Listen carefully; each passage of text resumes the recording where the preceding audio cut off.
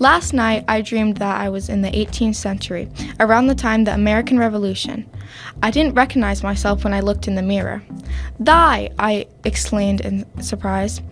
I had long white curly hair that looked like a fox was sitting on my head. I wore a long red coat and was surprised to find an apple in my pocket. I turned around and saw Martha and my dog were also with me. "Hey," I said to Hayden, who replied by saying Roblox is about to start outside. "Will you be playing?" I agreed, and we your feet outside to play Roblox. After 1 minute, the sky began to turn yellow.